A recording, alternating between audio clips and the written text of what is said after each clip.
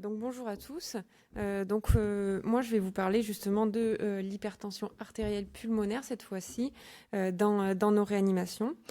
Pour ceux qui ne me connaissent pas, je suis le docteur Aurore Guetto, je suis praticien hospitalier universitaire en réanimation cardiaque à Montpellier. Pour commencer, on va rappeler la définition de l'hypertension artérielle pulmonaire qui a évolué ces dernières années. Pour parler d'hypertension artérielle pulmonaire, il faut associer la définition, c'est la pression artérielle pulmonaire moyenne qui doit être supérieure à 20 mm de mercure. Mais à cela, quand on parle d'hypertension artérielle pulmonaire, on est obligé également de parler de PAPO et de résistance artérielle pulmonaire. Les résistances artérielles pulmonaires doivent être supérieures à 2 unités Wood pour parler d'HTAP. Et la PAPO, si elle est supérieure ou inférieure à 15, va nous orienter vers une participation pré- ou post-capillaire. Par contre, ce qu'il faut faire attention justement dans cette définition de PAPM supérieur à 20 mm de mercure au repos, c'est il peut exister une pseudo-normalisation de ces PAPM lorsque on a une diminution du débit cardiaque. La PAPM peut sembler normale, alors que finalement les résistances vasculaires pulmonaires sont élevées, au-delà en tout cas de 2 unités Wood, et c'est ce que la courbe de droite illustre. En fait, c'est que la PAP va varier selon le débit cardiaque, alors que les résistances vasculaires pulmonaires, elles, n'ont pas d'influence. Donc après, quand on parle aussi d'HTAP, il va falloir distinguer les formes précapillaires des formes postcapillaires. Donc ça va être principalement sur la PAPO qu'on pourra distinguer ces deux formes. Et au sein des HTAP postcapillaires, on distinguera, et je vous l'expliquerai un peu plus tard, l'HTAP postcapillaire pur de l'HTAP mixte qui associe du pré et du postcapillaire.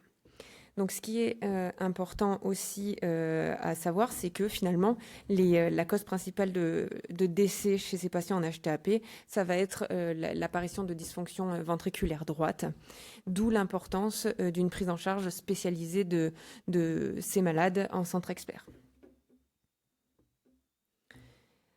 Donc là, cette diapositive pour illustrer un petit peu le dépistage et la stratégie diagnostique de l'hypertension artérielle pulmonaire selon les dernières recommandations ESC et ERS.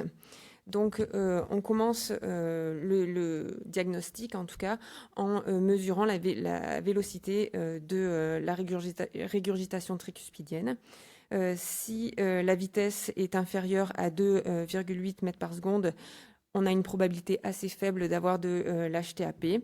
Si la vitesse est entre 2,9 et 3,4, alors là, on est dans un risque intermédiaire d'HTAP. Et si elle est supérieure à 3,4, alors on est dans une probabilité assez élevée d'HTAP. Donc à cela, on va aussi associer des critères échographiques, comme on voit sur le tableau de droite. Donc ça va être des rapports VDVG, ça va être des diamètres de l'oreillette droite, mais aussi des vitesses au niveau du flux de l'artère pulmonaire. Donc, en pratique, lorsqu'il y a une probabilité faible d'HTAP, on va s'orienter vers d'autres diagnostics.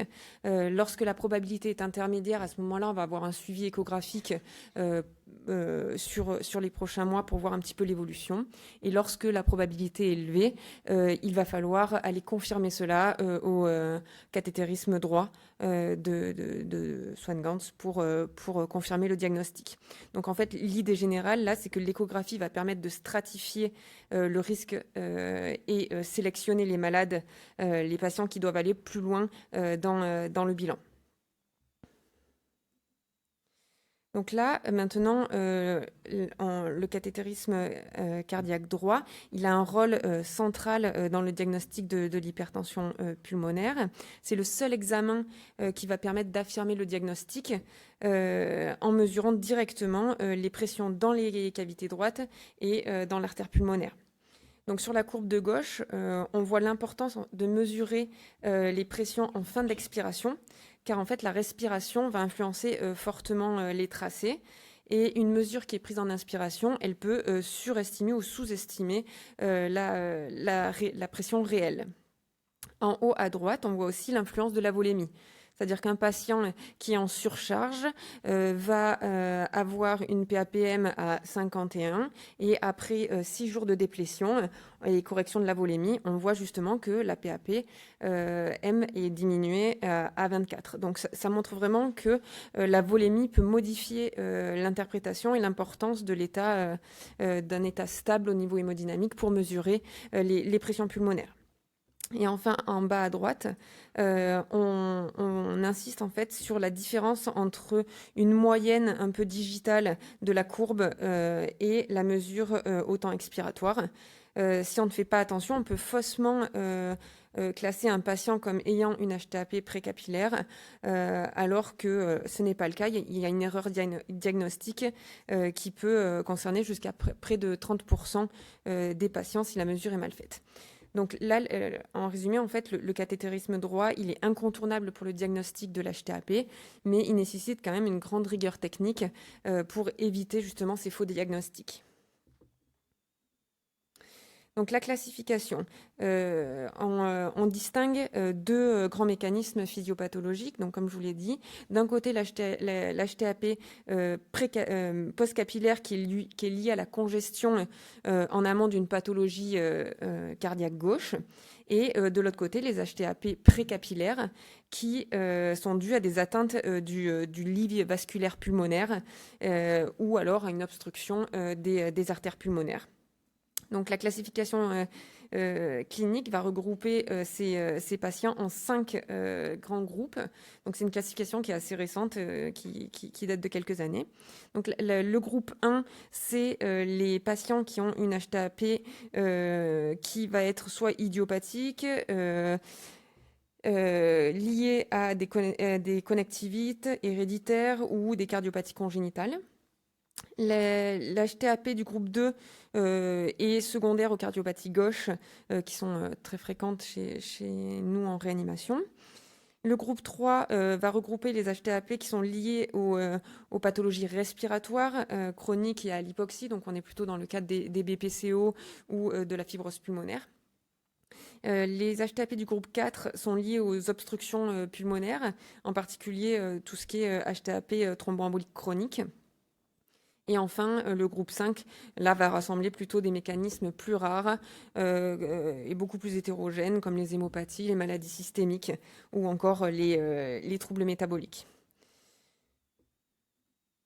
Donc, l'HTAP, d'un point de vue physiopathologique, c'est une physiologie qui est assez complexe. Elle va associer 3 grands mécanismes. Le premier, c'est la dysfonction endothéliale, qui qui va créer en fait une vasoconstriction persistante et une prolifération excessive de l'endothélium. Le deuxième mécanisme, c'est une hyperplasie du muscle lisse au niveau des artères pulmonaires. Ces cellules, du coup, deviennent hyperprolifératives et en plus résistantes à l'apoptose. Et le troisième rôle qui est important également, c'est le rôle de l'inflammation et de la dysimmunité. On va retrouver une activation chronique de l'immunité avec des infiltrations des leucocytes, des macrophages, des mastocytes et une sécrétion de nombreuses cytokines pro-inflammatoires. Donc, ces différents mécanismes communiquent entre eux, mais de façon désorganisée, et ce qui va entretenir un cercle vicieux de remodelage vasculaire pulmonaire et d'hyperplasie. Cette complexité en fait physiopathologique va expliquer finalement les différentes approches thérapeutiques qui vont cibler ces 3 voies de façon différente selon le groupe d'HTAP. Donc là, on va parler de l'HTAP du groupe 1. Donc, sur la partie un petit peu supérieure de la figure, là, on peut voir que les lésions vasculaires caractéristiques de l'HTAP du groupe 1 sont justement le remodelage vasculaire qui est lié à une hyperplasie de la média, de la prolifération intimale, de la fibrose et des lésions plexiformes. Donc, toutes ces lésions vont augmenter les résistances artérielles pulmonaires et vont avoir une répercussion sur le ventricule droit qui peut devenir du coup dysfonctionnel. Concernant les voies, les grandes voies physiopathologiques qui sont ciblées par d'ailleurs les médicaments de l'HTAP, on a la voie de l'endothéline, parce que l'endothéline, en fait, elle est responsable de la vasoconstriction et de la prolifération des cellules musculaires lisses. On a la voie du NO et du GMP cyclique, qui est une voie plutôt protectrice, puisque elle va être responsable d'une vasodilatation et justement d'un effet antiprolifératif. Et on a la voie de la prostacycline via l'acide arachidonique, qui elle aussi est une voie plutôt protectrice, puisqu'elle est vasodilatatrice et antiproliférative également. Donc, comme vous le comprenez, ce sera ces voies-là qui vont être ciblées pour le traitement du remodelage vasculaire pour améliorer justement le pronostic de ces malades. Donc, concernant les traitements de cet HTAP du groupe 1, donc, comme je vous l'ai dit, on va avoir les antagonistes du récepteur de l'endothéline, donc ils vont venir bloquer finalement la sécrétion d'endothéline avec comme but final une diminution de la vasoconstriction, donc une vasodilatation et une diminution de la prolifération. Donc parmi eux, on a le bosentan et l'embrisentan qui sont utilisés. Après, on va avoir les analogues de la prostacycline, l'époprosténol ou l'iloprost, qui sont soit administrés en inhalé, soit en intraveineux, qui vont justement avoir pour but d'augmenter la vasodilatation et diminuer la prolifération. Il y a une dernière classe là, qui vient d'être mise sur le marché, justement, qui, elle, peut se prendre Péros, qui est un agoniste du récepteur, justement, de la prostacycline, qui est le Selexipag.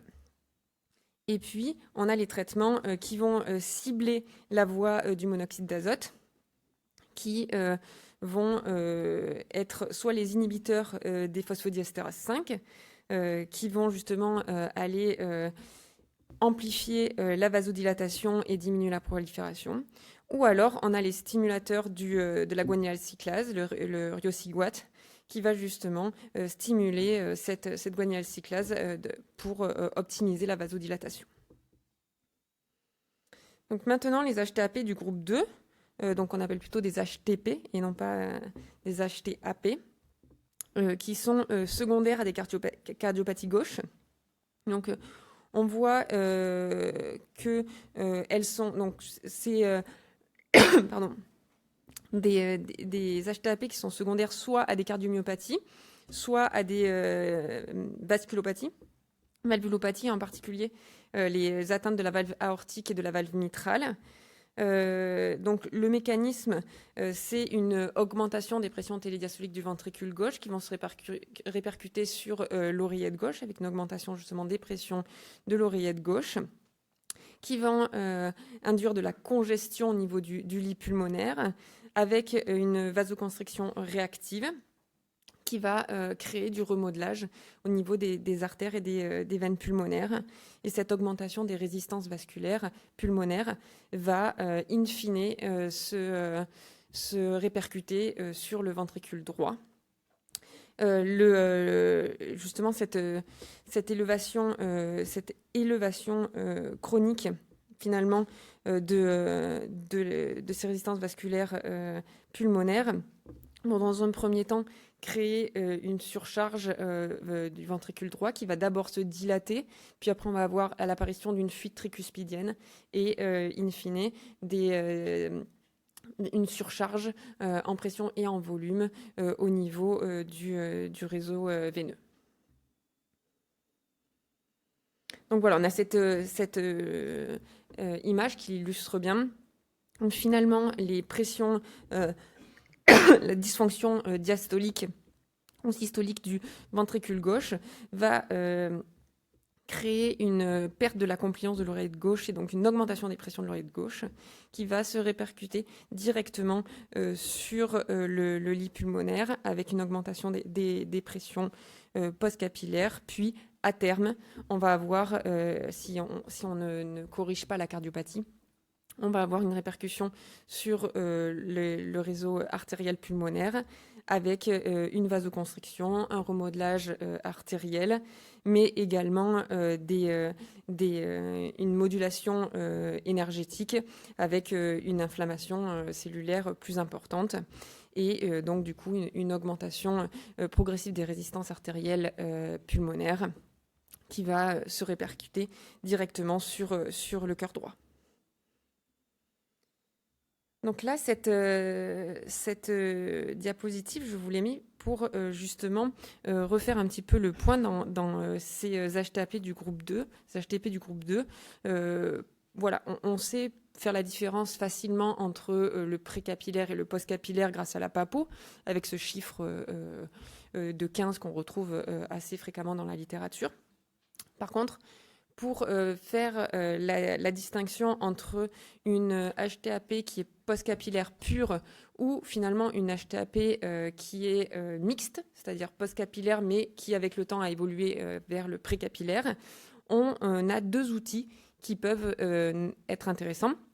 C'est le gradient transpulmonaire. Le gradient transpulmonaire, c'est la PAPM moins la PAPO. Et le gradient transartériolaire, qui est la PAPD, donc diastolique, moins la PAPO. Et en fait, lorsque on regarde un petit peu comment ces pressions varient en fonction des variations de pression artérielle systémique, on voit que lorsque les pressions augmentent et que le débit augmente, la PAPS et la PAPM vont également augmenter avec un ratio de 1 pour 1. Alors que la PAPD, elle augmente, mais de façon moins significative. Donc en fait, la PAPD est moins sensible aux conditions de charge et aux variations du débit cardiaque. Raison pour laquelle le débit transartériolaire va être plus fiable pour mesurer les PAP, la pression artérielle pulmonaire, puisqu'il va moins dépendre des conditions de charge que le gradient transpulmonaire. Et donc c'est ce qu'on voit un petit peu dans l'encadré en bas à droite. Ce gradient-là, PAPD moins PAPO, on retrouve dans la littérature le chiffre de 7 pour dire si l'HTAP est postcapillaire pure ou si elle est mixte. Voilà, là maintenant, on va parler de l'HTAP du groupe 4, qui est l'HTAP thromboembolique chronique.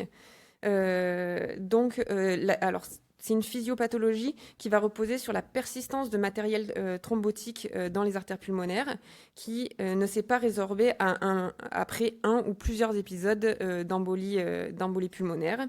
Donc ce matériel peut soit se réorganiser, s'inclure dans la paroi et peut également aboutir à une recanalisation incomplète avec un aspect un peu fibreux qu'on voit bien sur l'image en haut à gauche.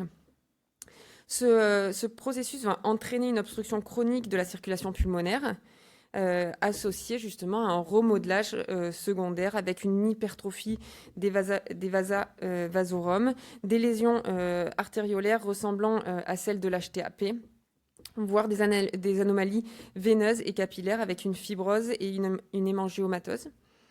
Donc l'atteinte finalement dans cette pathologie-là, elle est complexe. Ce n'est pas seulement une obstruction mécanique, mais une véritable maladie vasculaire pulmonaire qui explique pourquoi certains patients vont rester symptomatiques même après des traitements chirurgicaux. Donc, cliniquement parlant, en fait, il s'agit d'une forme qui est certes particulière, mais qui est potentiellement curable par justement des prises en charge qu'on peut aujourd'hui proposer dans les centres experts. Donc, dans un premier temps, le traitement de cet HTAP thromboembolique chronique, ça va être l'anticoagulation à vie. Puis, Selon si le patient est opérable, on va pouvoir lui proposer deux types d'interventions. Donc si l'obstruction est proximale, à ce moment-là, on va pouvoir proposer des techniques d'endartérectomie pulmonaire dans des centres experts. Il y en a peu en France qui le proposent. Et par contre, si les lésions et l'obstruction est plus distale, là, on va plutôt proposer des dilatations ballonnées des artères pulmonaires. Et lorsque vraiment les obstructions sont au niveau microvasculaire, ce sera du traitement médical. Traitement médical, donc l'anticoagulation, mais également le riociguat, qui a prouvé un bénéfice dans ce type de prise en charge. Donc, quelle est finalement la conséquence importante je vous les en ai déjà parlé, mais c'est celle finalement qui nous intéresse le plus en réanimation. Ça va être la dysfonction ventriculaire droite, qui va gréver fortement le pronostic de nos malades. Donc là, le schéma en fait montre bien le cercle vicieux qui va s'installer, avec justement un excès de post-charge qui va imposer un travail supplémentaire au ventricule droit, qui va dans un premier temps se dilater et développer du coup une insuffisance tricuspidienne. L'excès justement de précharge lié à cette congestion veineuse systémique va entraîner une stase hépatique, puis aussi une congestion rénale avec une rétention hydrosodée qui va aggraver encore plus cette surcharge. En parallèle de ça aussi, on a une contractilité qui va être réduite avec un myocarde qui va petit à petit s'épuiser et qui va devenir ischémique. Et enfin, la compliance ventriculaire est diminuée également, ce qui favorise l'interdépendance ventriculaire et qui va perturber aussi le remplissage du ventricule gauche. Donc, pour le diagnostic de la dysfonction ventriculaire droite, on va ce diagnostic en fait, il repose à la fois sur des mesures invasives avec le cathétérisme artériel pulmonaire, mais aussi par l'échographie. Donc, grâce au cathéter de Swan-Ganz, on va pouvoir mesurer des pressions et calculer des indices hémodynamiques, les résistances vasculaires pulmonaires, le gradient transartériolaire dont je vous parlais tout à l'heure, les rapports PVC-PAPO, l'index de travail systolique du ventricule droit, le PAPI qu'on utilise, donc c'est le rapport PAPS moins PAPD sur la POD, c'est un indice pronostic de dysfonction droite qu'on utilise chez nos malades sous LVAD, et l'élastance pulmonaire également. Au niveau échographique, on va mesurer la dysfonction droite avec le TAPS, qui est le reflet justement de la fonction longitudinale du ventricule droit. On va évaluer aussi la surface du VD et le rapport VD-VG. On va mesurer la vélocité de l'insuffisance tricuspidienne et aussi on peut faire du Doppler tissulaire ou de la 3D pour affiner l'analyse. Donc en pratique, c'est la combinaison de ces facteurs hémodynamiques et échographiques qui vont permettre de faire ce diagnostic de dysfonction droite et puis appréhender aussi la sévérité. Concernant les axes de traitement, alors les axes de traitement non spécifiques de l'HTAP qui sont plutôt dédiés au ventricule droit, on va avoir l'optimisation volémique. Les patients sont souvent, donc, comme je vous l'ai dit, en surcharge. Donc, on va instaurer de la déplétion par diurétique dans un premier temps et on va pouvoir aller jusqu'à la dialyse si besoin à visée de déplétion. Le deuxième axe, du coup, c'est les inodilatateurs qui vont permettre de diminuer la post-charge du ventricule droit et du coup optimiser sa fonction. Le troisième axe, ça va être les vasopresseurs parce qu'ils vont nous permettre de rétablir une pression de perfusion du ventricule droit puisque celle-ci, elle est systolo-diastolique. Et voilà, il est important de cibler des pressions pulmonaires, des pressions artérielle moyenne assez élevée pour optimiser cette perfusion systolo-diastolique du VD. Et le dernier axe, ça va être les inotropes qui vont permettre d'améliorer la contractilité du VD avec aussi un effet vasodilatateur pulmonaire. On va revenir là-dessus. Donc, les inodilatateurs, donc on a des inodilatateurs par voie systémique ou par voie inhalée. Par voie systémique, c'est plutôt les classes que je vous ai évoquées tout à l'heure de l'HTAP, avec les inhibiteurs du récepteur de l'endothéline, les inhibiteurs des phosphodieestérases ou les analogues de prostaglandine. Mais ceux-là, en fait, par voie systémique, ils vont être responsables d'hypotension systémique qui vont finalement pas aider le ventricule droit, mis à part dans les cas très particuliers de crise d'HTAP de type 1. Et en plus de ça, ils peuvent aussi être responsables d'hypoxie en inhibant de façon globale la vasoconstriction hypoxique. Les inodilatateurs par voie inhalée, donc on utilise en première intention le NO, qui a peu d'effet systémique, mais par contre qui peut avoir un effet rebond. L'iloprost ou l'amilrinone, qui sont aussi utilisés avec des effets malheureusement un petit peu systémiques en parallèle. Et pour l'instant, en tout cas, le service rendu est inconnu par rapport au coût important de ces molécules. 2 minutes, Aurore. Ok. Là, on va aborder la pression de perfusion coronarienne. Donc, comme je vous l'ai dit, la pression de perfusion, le VD est vascularisé en systole diastolique. Donc, du coup, il est important de maintenir une pression de perfusion coronarienne élevée. Donc, on a 2 molécules pour utiliser pour ça. La noradrénaline qui a montré qu'effectivement, elle restaurait une pression artérielle systémique, mais par contre, elle élevait les résistances artérielles pulmonaires. Et à contrario, la vasopressine, qui, elle, augmente les résistances artérielles systémiques, mais n'influe pas les résistances artérielles pulmonaires. Donc, elle a un effet assez séduisant, en tout cas, pour optimiser la fonction ventriculaire droite. Les inotropes, donc le service rendu finalement des inotropes est assez inconnu. On va avoir un effet, effectivement, sur la fonction systolique du ventricule droit, qui est encore en cours d'exploration. Il va avoir un intérêt s'il y a une dysfonction gauche associée. Ce qu'on cherche finalement avec les inotropes, ça va être surtout l'effet chronotrope pour le VD, pour optimiser la fréquence cardiaque, puisqu'on sait que le VD, plus il est rapide et mieux il va se comporter, il va moins se dilater. On va avoir des rares obstructions infundibulaires, mais là, c'est vraiment si le patient est hypovolémique et qu'on lui demande d'être plus rapide. L'effet vasodilatateur pulmonaire est non spécifique. Et après, concernant les molécules, dobutamine et isuprel vont être plutôt chronotropes. Milrinone et lévosimendan plutôt vasodilatation pulmonaire. Et le lévosimendan est une molécule qui peut être intéressante parce qu'elle a un tropisme pour le VD et pour nos malades en chirurgie cardiaque peut préparer au LVAD. Une étude qui a fait le New England qui a comparé la milrinone à la dobutamine dans le choc cardiogénique qui n'a montré pas de différence significative en termes de mortalité ni en termes d'événements secondaires cardiovasculaires ou rénales.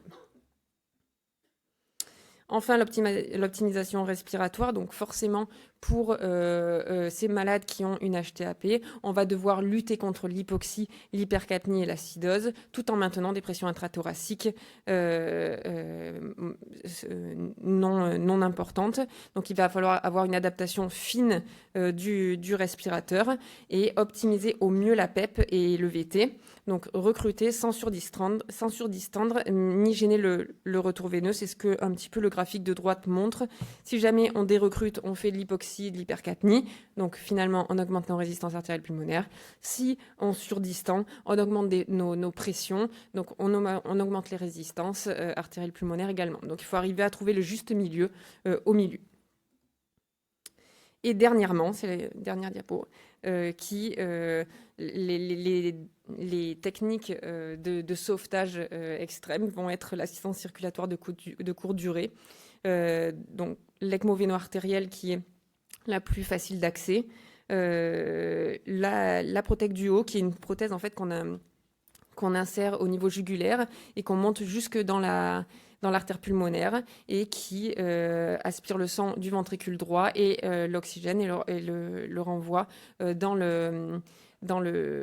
l'artère pulmonaire.